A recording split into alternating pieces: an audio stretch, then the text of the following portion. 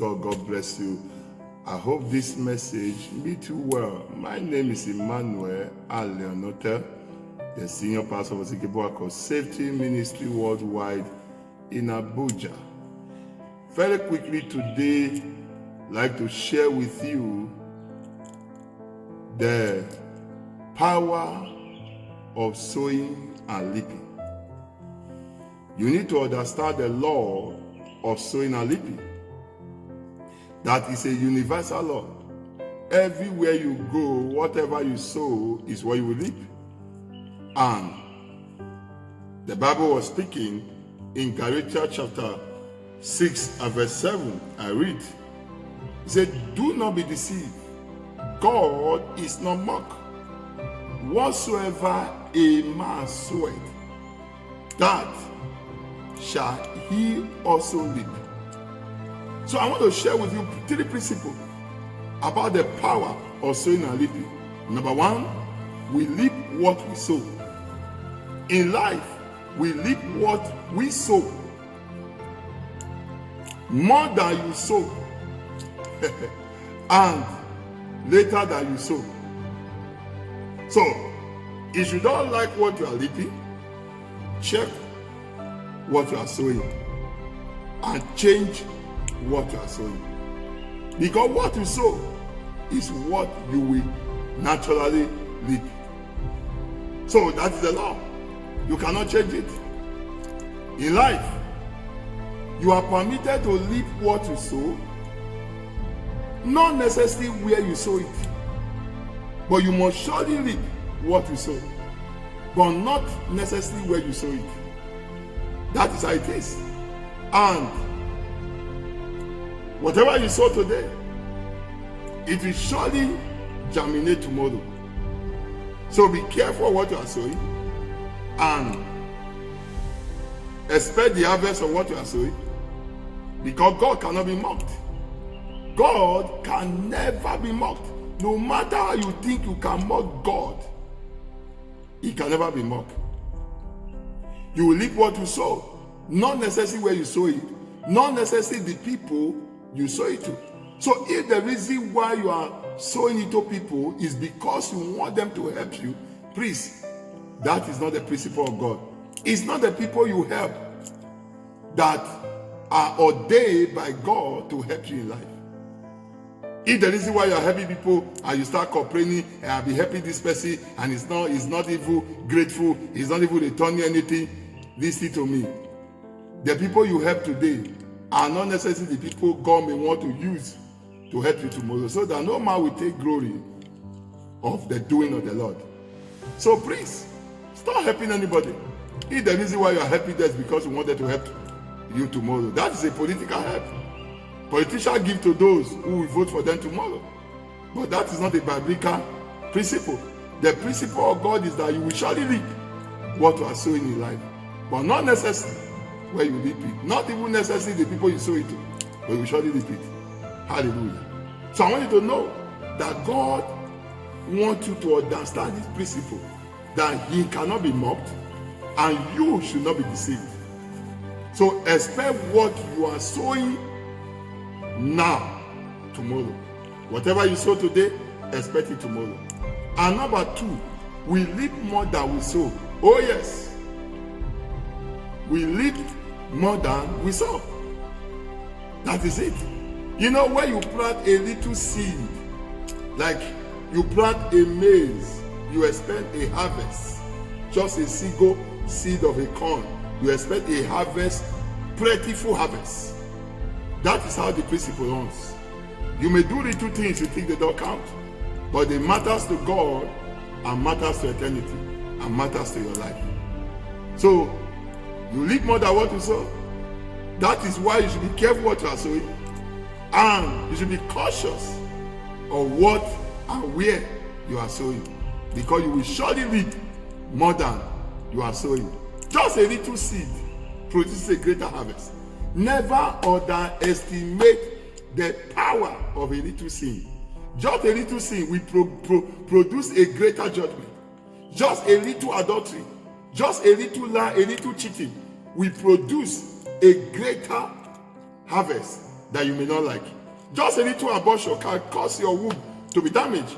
You know, the devil will cover you. The devil can protect you. He won't even want you to stop committing sin. He won't even want you to stop committing abortion until your womb is removed. He will not want to leave you alone. Yes, that's the devil for you. So never underestimate the power of a little sin, a little lie, a little decision. Never. Never, never. Because as you sow, you will naturally reap what you are sowing. That is it. So don't underestimate it. So if you are sowing good seed, I want to encourage you. Don't give up. God cannot be mocked. One day, be encouraged with this statement.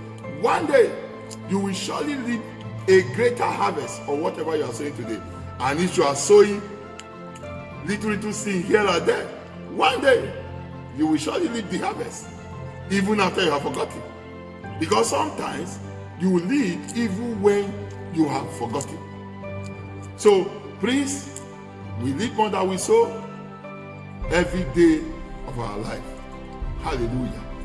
And also, the number 3 principle to share with you quickly, we reap later than we sow.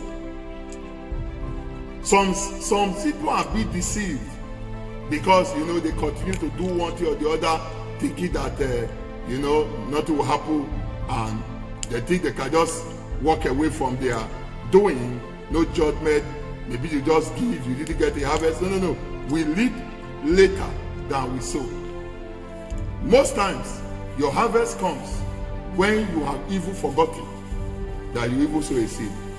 You may think, I don't know what I did to deserve this, positively and negatively.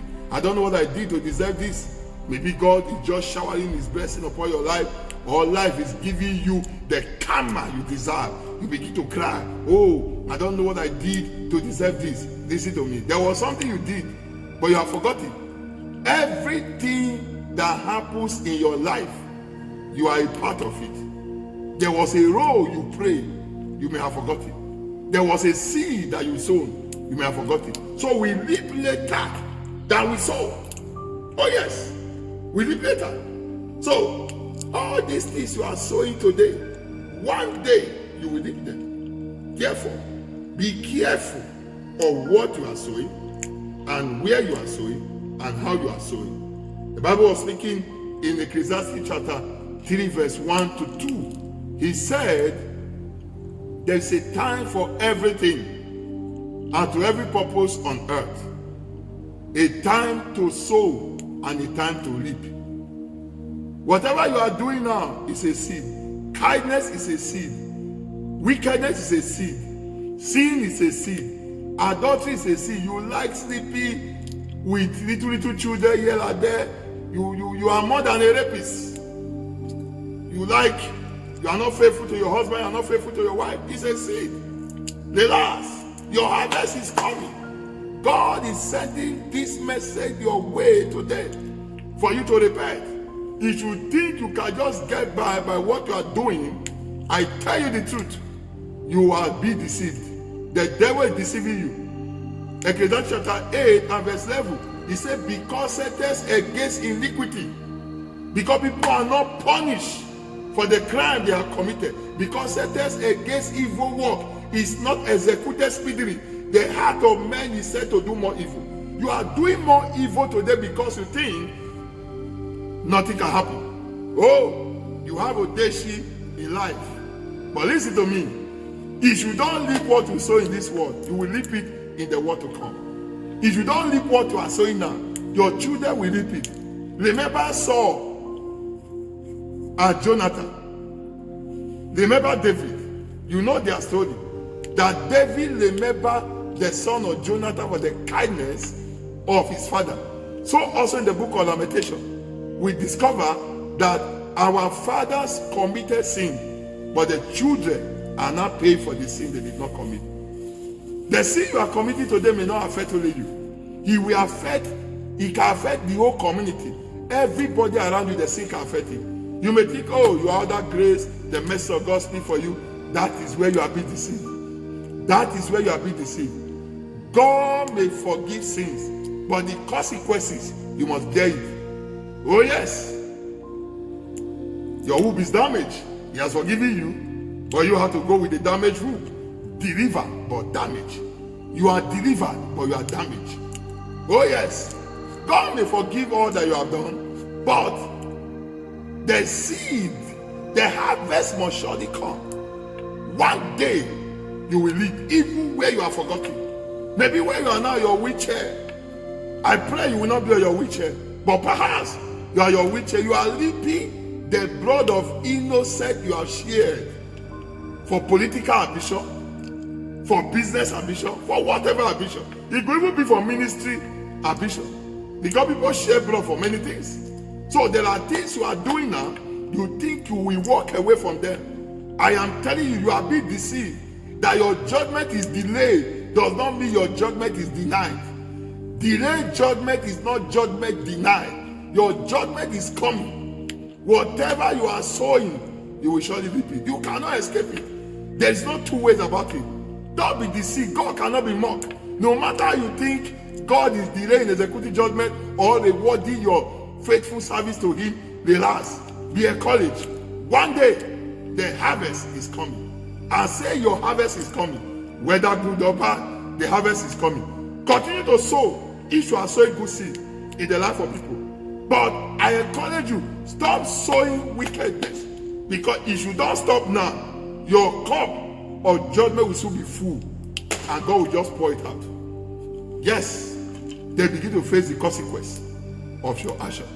You cannot escape this judgment that is coming. As long as you continue to sow seed or wickedness, as long as you continue to sow seed, just a little sin can wreck your destiny. Don't think your sin will not affect your children. Don't think your sin will not. You remember Achan. The Bible talks about Achan. He was the only one who committed sin, but his whole household were stoned and buried with fire. Burned with fire. They heaped stones upon them. They stoned them until they died. Because one man's sin can affect a whole community. One man's sin can affect a whole generation. One man's sin can affect a whole family. For the life of the flesh is in the blood. Check your bloodline. Look at the way you behave like your father. You maltreat your wife like your father. You treat your husband like your mother. It's in the blood. Blood is thicker than water. That is the meaning. It's in your blood. Wickedness is in your blood. So you exhibit wickedness and you are passing it on to your children. I pray for you today that may God give you grace to start sowing seed of wickedness. Because one day, what you are sowing now, you will surely reap it. Yes. May the Lord bless you. May the Lord keep you. Don't be discouraged if you are sowing good seed. Don't give up if you are sowing good seed. One day, your harvest is come. But I encourage you, if you are sowing seed of wickedness, stop. Stop. Because you may not like the judgment. You may not like the pain. You may not like what you will see next. Remember, we live later than we sow. When you have forgotten what you did, one day it will dawn on you. Sleeping with all married men, get ready. You will see how Satan will anoint a little girl that will be terrorizing your marriage.